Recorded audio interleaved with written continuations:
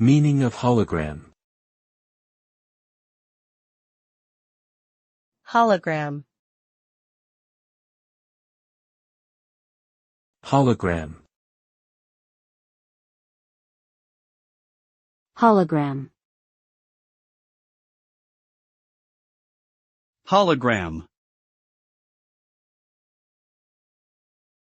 A hologram is a three-dimensional image created through the use of laser light.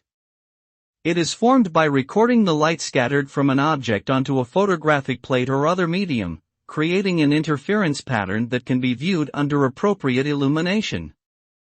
The result is a virtual image that appears to hover in space, displaying depth and dimensionality that is not possible with traditional two-dimensional images. Holography has many practical applications, including security features on credit cards and passports, as well as in entertainment and art installations.